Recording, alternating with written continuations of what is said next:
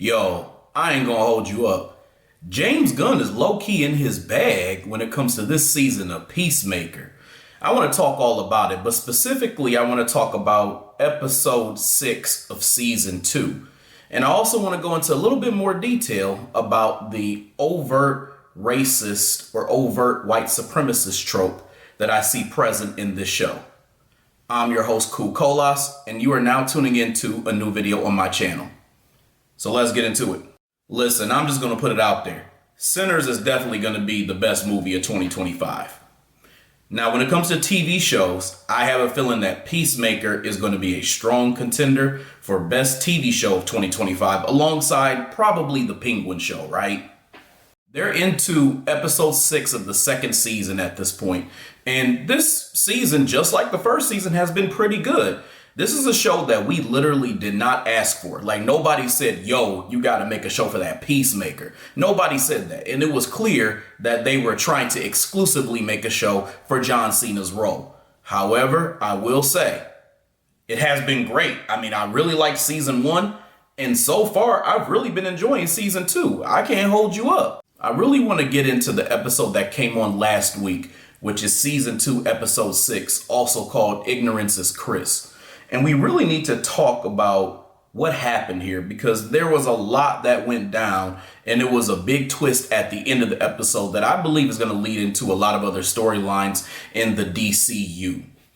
Now, one of the things that I kind of noticed about this show, just to kind of start off, is that it has somewhat of a The Boys type of theme at the very beginning. And I'm like, damn, are they trying to rip off of that shit? That's how I felt, at least when I watched the first episode. But now that they got to the point of where they got to, I was like, yo, they really built up to something that's quite interesting here. And they played off of some of the themes that they had from the last season. But again, the storyline and the storytelling is actually really good. Now, allow me to give you a Cliff Notes version of what has happened so far so you understand. So basically in this season, you have Peacemaker, who's also named Chris. That's his real name. He goes into this door that's like a portal to a different dimension, or has portals to different dimensions. And he does this because he's not really happy with his life. He's finding himself trying to become more of a hero. You know, he's in love with Emilia Harcourt, and that's not really going well because she's wishy-washy about her feelings and things aren't right. You know, he doesn't have his dad, he doesn't have his brother, so he's just trying to find himself again. So he finds this new world while basically trying to fight against himself, because there's a version of himself from this other world and he kills himself. I know that's kind of strange. And then what ends up happening is he ends up going into that world pretending to be the version of himself that he actually killed. And then he's trying to live amongst that world, and he finds that this is a better world for him than his actual world that he was living in. And as I was watching this, because I was watching this with my wife, I kind of noticed something's just not right about this world. Like, it would just seem like too perfect, especially like that version of Emilia, because she was a lot different than the version of Emilia that a lot of people knew. You know, the Emilia that, you know, a lot of people knew just from watching the series was very tough. You know, she was into fighting a lot. She was very feisty. You know what I'm saying? She was kind of like more like crude. She was just a very sloppy, you know, chick who just didn't have her stuff together. And this Emilia that was in this other universe, she was feminine. She was sweet. She was always looking real pretty and stuff like that. She was always dressed up. And she seemed to really, really like Chris, right? So it just seemed like everything was just so perfect for him. And all he had to do was kind of swoop in and just be a different person, because she was talking about how he was an asshole and all this other stuff. So he swooped in and he just kind of just started enjoying his life there. But again, things just seemed too perfect. So what ended up happening in this episode is they had it where he went back to his real world, right? In episode 5, he went back to his real world, and he was basically trying to confess his feelings to Emilia Harcourt, like the one that was in his world. And she basically was not trying to basically speak about how she felt, because again, he's in love with her and she's not really trying to admit her feelings and all this other stuff. And he basically was under the impression she was trying to sell him out so she could get her job back, or at least get some type of job. And so there was that going on. He also was being hunted by Rick Flag's daddy, who basically, if y'all don't know, Rick Flag was the dude who was leading the Suicide Squad, or at least he was like the captain, basically, who was trying to tell them what to do on their mission. And he basically ended up killing the son of this dude who was in this second season. And that dude is now on the hunt basically to try to take out Peacemaker. So again, he's going through all this stuff and he ends up leaving. And I think the red button for him was when he found out that Emilia Harcourt of his world wouldn't confess her feelings. So he basically hit the boogie. So basically when they all found out that he left, and also he took Eagly with him, that's the eagle that basically follows him that he has a pet. You know, it was Vigilante, Harcourt, and then Leota, I think that's how you say her name. They all went to that other dimension to try to get Chris, and then the other dude, I can't think of his name right now. But anyway, so they all get there basically, and, you know, Chris is just living in his whole, you know, fantasy. He's just having the time of his damn life basically. And so they're kind of going through this world and having kind of like, you know, they all kind of have different things that happen, you know. So the Harcourt of his world is trying to search directly for Chris.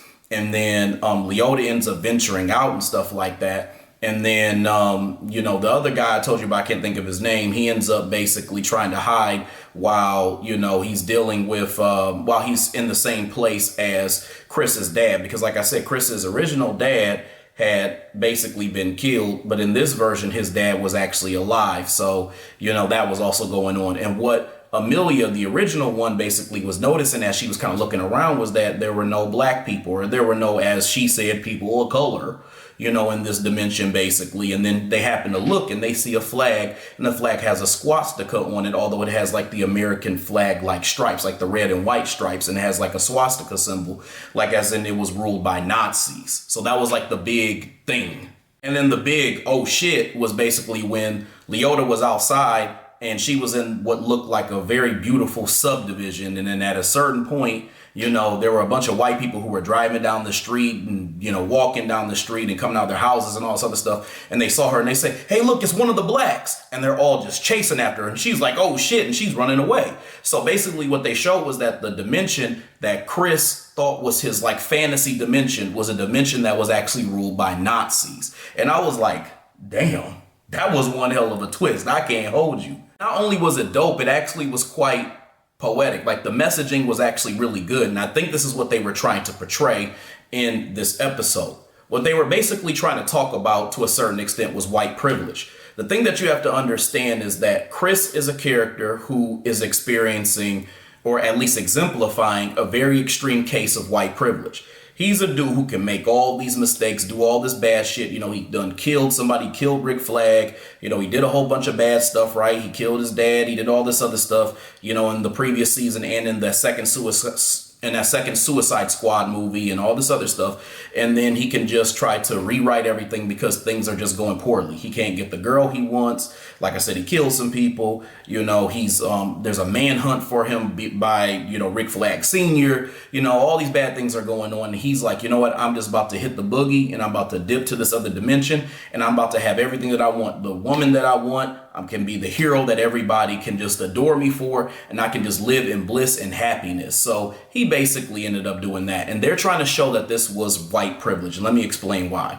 This was white privilege because the reality is that it relates to how white people a lot of times can just do all types of messed up shit, and then they can just rebrand themselves and they can become something different. They can escape to other things and other venues, even though they may be mediocre or make a bunch of mistakes. And then on a larger scale, if we look at this, think about like the Kyle Rittenhouse situation. Kyle Rittenhouse was a dude who basically done picked off some white people while being in an attempt to do it to black people. They ended up trying to make him some type of white conservative hero to a certain extent, like almost like a misguided kid who really was trying to do something that was heroic, and they rebranded him. And then all of a sudden this dude is now a checkmark star on Twitter. So that's why or X, or whatever you want to call that shit now. So that's basically what they were kind of showing you in a nutshell. It also showed you the way that a lot of people view suspected white supremacists. You know, someone like me, I really look at things from the scope of, you know, if you are doing something that would make me suspect you or speculate that you are a white supremacist, then I want to have a conversation and talk about it. But the average person does not do that. They humanize anybody who they see. And notice that when you look at this Peacemaker show, they were humanizing a lot of these people who were clearly white supremacists. I mean, think about it. We didn't really know what the real motive was of the dad in this universe. We didn't know what the motive was of the brother in this universe. We didn't know what the motive was of Chris in this universe. Like, what are they heroes of? That was something that was always a question mark. But the reality was they were showing that a lot of us will humanize people before we actually really know what their true motives are. Because then it was later revealed that the dad in this dimension is also a white supremacist. The brother is also a white supremacist. Most likely that Chris was a white supremacist. And I'm going to be honest with you. I'm going to be real with you.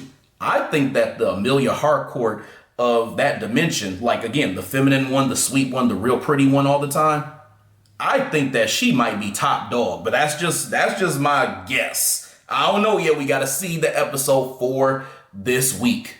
My point in saying all this without sounding like I'm all over the place is that Chris was able to just willy-nilly just skip off and go to a different dimension because shit wasn't working out for him where he is at. You know, it kind of reminds me of what happens with black people just in regular life. Think about even just black people being in the workplace. You know, a white person, you know, they can make mistakes and do things that are incorrect or have bad performances. And a lot of times that will lead to them, you know, having to maybe just be recoached or maybe a quick talking to, or maybe they just see that person as a complex individual who has flaws, but, you know, there's certain strengths that they have, so it balances out. But when a black person exhibits those same flaws or even mediocrity, then they're trying to get them up out the paint. Black people don't get those same second chances that people like a Chris would. So it shows you the ideal of white privilege, the complexion for protection, and how ultimately they can basically willy-nilly be who they want, even if they're a flawed individual, and still be able to thrive. And we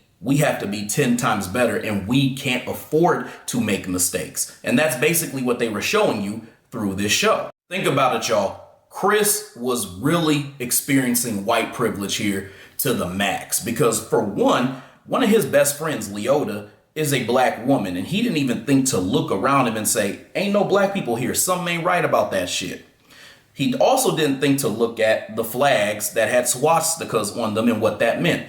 And also, to a certain extent, he was showing you how he was super complicit as well, too, because he was willing to still being the same dimension with his father, who was a known racist, that he knew was a racist, as long as he could have some type of bond with him. So he was actually comfortable with it, which means he was complicit.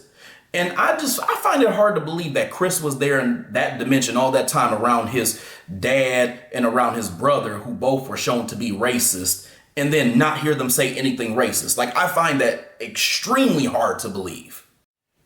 Now that I talked about that, what I really want to talk about, though, is something that I think a lot of people are not seeing that I'm noticing about this season. And I also noticed it in the previous season. And I want to kind of dive deep into it. There's this overt racist or overt white supremacist trope that they like to do in this show. And the reason why I find this to be a bit concerning, despite the fact that I believe that this is a great show and I actually do enjoy watching it, is that portraying an overt racist or white supremacist makes racism seem like it's an anomaly. Like it's just abnormal for a white person to be so overtly hateful that they would do something such as dressing up like a KKK member or something similar to a KKK member. They're trying to make it seem like when a lot of us talk about racism, it's something that is extremely overt all the time.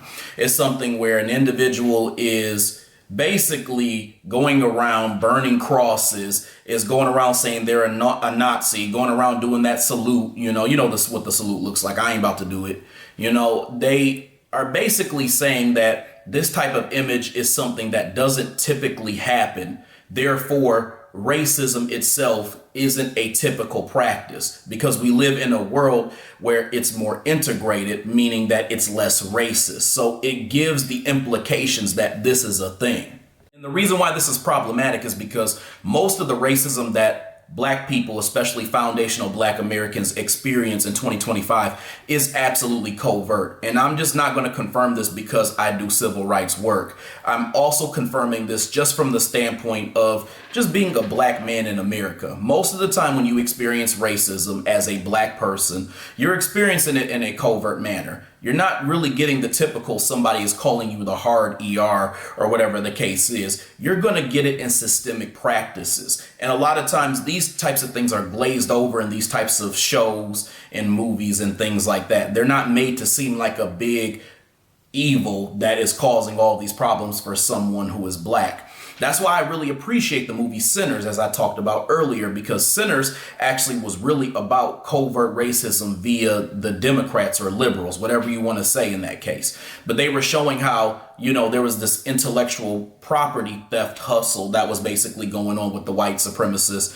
and how they were trying to act like they were individuals who desired equality, but it was basically it was a cover up for the real desire, which was to acquire things that black people actually created. The problem with the overt white supremacist or overt racist trope is that ultimately it makes it so that there's like a big bad wolf racist and everybody else are just, or all the other white people who may do things that are racist or use their white privilege or practice covert racism, they're just flawed individuals. They're not flawed individuals, they are also racist too. And as a matter of fact, their form of racism is the one that is actually going to show up the most. So I want to be clear that although it's interesting to see this, people need to understand that when racism exists, it typically doesn't exist by somebody just walking around and basically calling everybody they see who's black a hard ER. Now, don't get me wrong, it does happen, but not the way that people think. It typically happens where there's a redlining practice, or there's institutional racism, or workplace microaggressions. Those things are all racism, but people tend to not take it in the same degree that they would take something like a KKK member or like a Nazi. My point here is that although this is a great show, the overarching message that they're trying to portray here is that the overt white supremacist or overt racist is the big bad wolf that everybody should be upset with and angry with, and is the real villain when it comes to anything related to society, because we live in a society that's supposed to be very, again, integrated. But again, we need to really steer clear and stick to what the truth is, which is that most of the racism and things that are holding black people back in 2025 are dealt via covert racism, because ultimately this is the type of racism that a lot of us as foundational black Americans, a lot of us who are pro-black will actually point out, and most people will be like, you reaching. But that's the main shit that's actually happening. Outside of that, though, I'm looking forward to seeing what these last few episodes are going to bring, because again, this has been pretty good. But all right, y'all, I hope you enjoyed this video. I hope you enjoyed what I had to say, and I definitely will have more to come. So make sure you stay tuned. In the meantime, I hope you like this video, subscribe, share, and hit the bell icon so you get notifications for whenever I come out with new content on this channel. And then when you're finished, I'd love it if you left me a comment below. That way I can get back to whatever it is that you had to say about this topic. Other than that, I will talk to y'all later. Peace out, y'all.